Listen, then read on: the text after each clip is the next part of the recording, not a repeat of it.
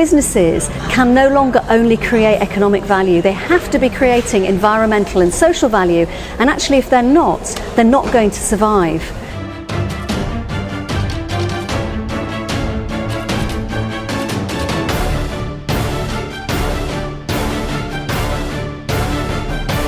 We have the pleasure to be here with Benita Matofska. Benita, how are you? I'm great. Loving being in Lisbon. Exactly. It's everything is happening here, right? It is. It's really interesting. I just think from a business perspective, there's so much entrepreneurship, so much micro-entrepreneurship, and of course the sharing economy is booming here. So I know you're a big expert in the sharing economy. So I want to know, before you're going to Lisbon, because I want to go there, I want to know where do you see this going? The sharing economy is becoming really a buzzword. But where do you see it going over the next years? Well, the sharing economy is actually celebrating its 10th birthday, and it was born out of the global economic crisis of 2008 to 9, out of the need to do more with less. And what we've seen over the last 10 years, we've seen a huge boom, as you say, in the sharing economy, but really the focus has been on the economic aspect of the sharing economy. Now, of course, the sharing economy is also about environmental value and social value. And so where I see the sharing economy is heading is that we're going to start to see the kinds of applications that we've seen in a commercial context, we're going to see those applied to create benefit for people and for the planet. We're more than 10 years into an upcycle, so there's no signs of recession anywhere. Do you see any sort of fears of recession coming? Is the sharing economy going to be something that's going to help solve that?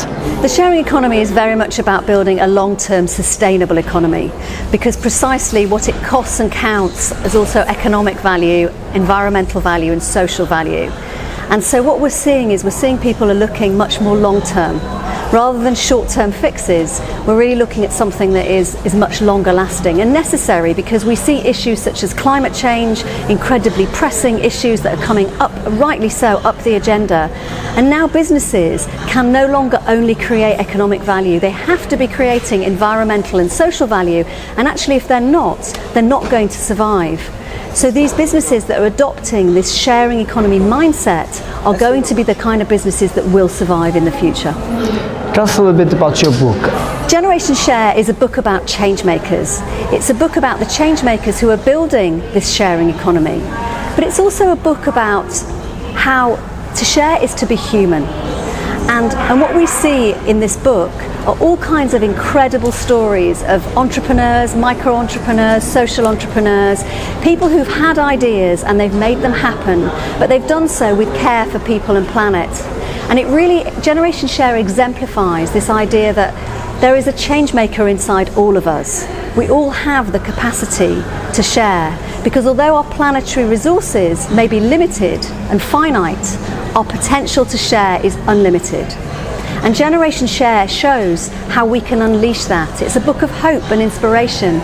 We're living in some challenging political times, and actually Generation Share is here to say, if we want to change the world, we need to change that narrative. And by showcasing these very positive stories of entrepreneurs and change makers who are making a difference to people and planet, it's really giving you this whole idea that we can build this more sustainable economy. We have micro-entrepreneurs and social entrepreneurs in the book who have created networks of clinics that are supporting people who don't have access to medical care. We have entrepreneurs who've created fashion libraries and who are tackling big issues like food waste. We know, for example, we have enough food in the world to feed everybody who is currently hungry, but what we need to be doing is sharing. And some of these incredible innovators and tech entrepreneurs have created all kinds of apps that are dealing with issues such as food waste and also homelessness.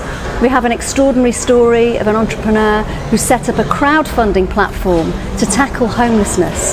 So what we're seeing is these really sharp business brains that are addressing these very pressing challenges that we have, but they're doing it in an incredibly positive, sharing way. And this book, Generation Share, is about bringing that hope.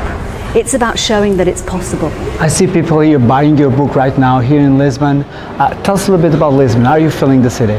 Lisbon is really where this journey began, because Sophie Scheinwald and Sophie is the co-creator of the book and the photographer of the book. The book is full of 226 beautiful photographs that really brings to life these stories. And our very first trip for the book was here in Lisbon.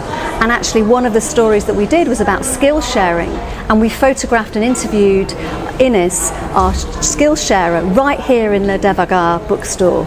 And so it feels like we've come full circle. We've been on a global tour. This is event number 19, launch number 19. We've been to Paris and Amsterdam and Barcelona. And one of the key reasons that we wanted to come to Lisbon is because the sharing economy is really booming here. There are lots and lots of change makers throughout Portugal, not just in Lisbon, who are really embracing this whole concept of sharing through their different businesses.